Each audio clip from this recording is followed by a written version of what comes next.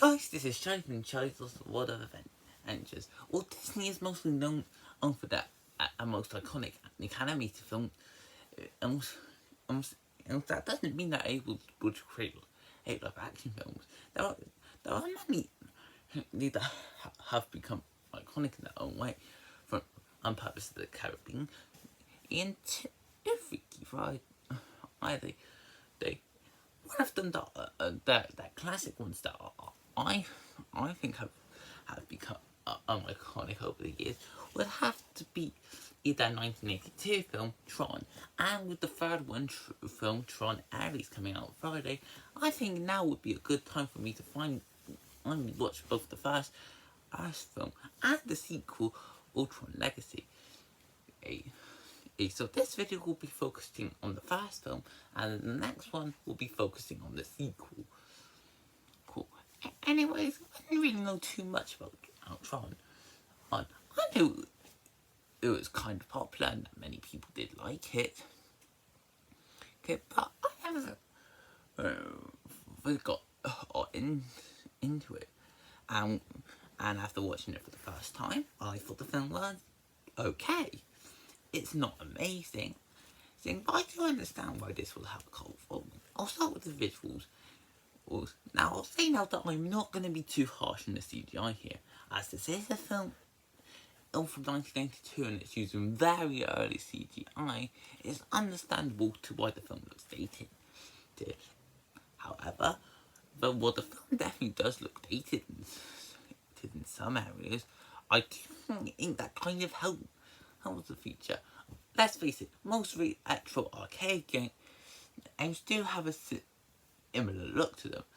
And it's trying to get the feel of what an old computer game looks like, and I think it nails that really well. Outright, they're not trying to make a visual masterpiece, they're just trying to make something that looks to the time. And let's not forget that this was revolutionary back in 1982. It's outdated nowadays, as in CGI has definitely come a long way.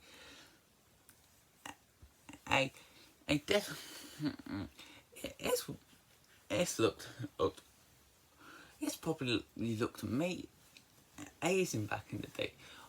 All nice and great. Also, so I think the data technology does work well with the light cycles. Cool. I was surprised that I didn't go too creative with the colours and that there was only a blue and orange one. But the light cycles themselves look pretty good. And I was impressed with the technology. In terms of story and characters, however, that's where I kind of have to rank my feelings down on the film. Basically, the story is nothing new. A guy from the real world gets literally sucked into a video game and then has to find a way to get out. I'll face in this competition. This is a trope that's been done before and after this film. So there's nothing really new there. And what matters is that the characters themselves are the most interesting.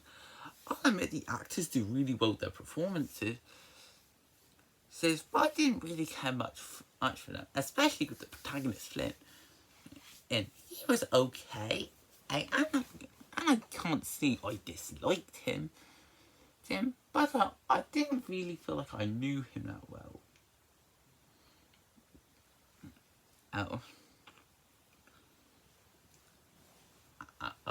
But most of the people in the world of Tron are mainly just avatars.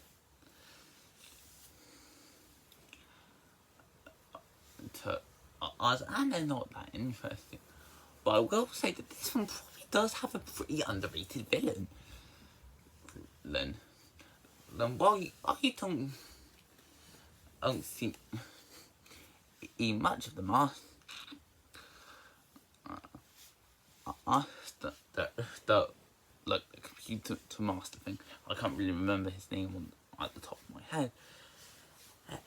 He definitely does pose a good threat, and I say that the villain is kind of ahead of his time. I'm more relevant nowadays as AI begins to grow.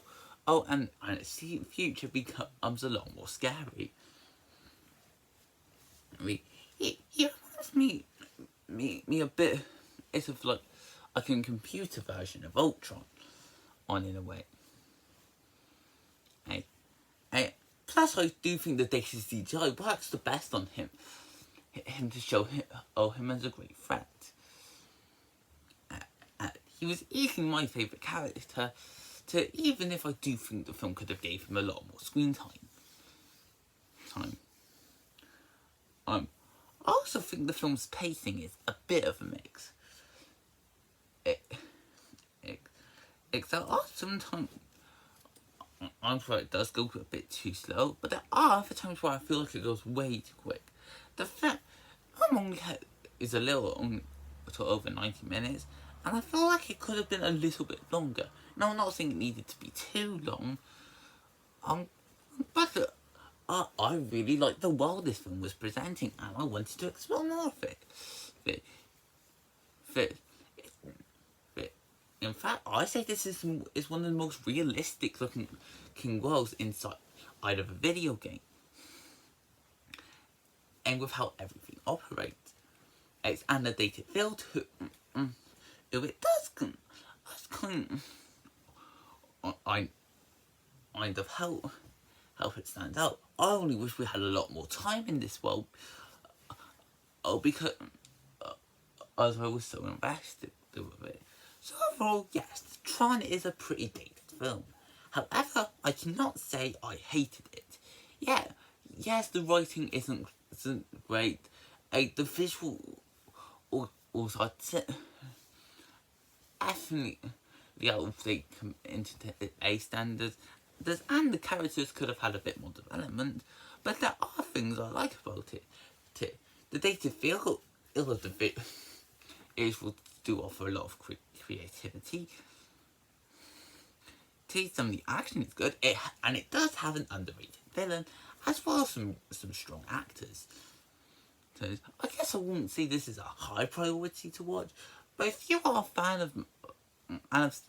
of Disney's live action work, then I would recommend and to watch this at least once to say you've seen it. As for the rating, I'm going to give this a 6.5 out of 10. It's nothing amazing, and nothing I'm in a rush to see again. But this film managed to do an okay job. It's a little dated, yes, but it's still decent. And Senior Tron Legacy came out a few years later, at the end of 2010. There's a good chance that one could be a significant improvement. I don't know, we'll have to wait and see. So I hope you guys enjoyed this video. Feel free to comment, like, and subscribe, and I will see you next time. Bye!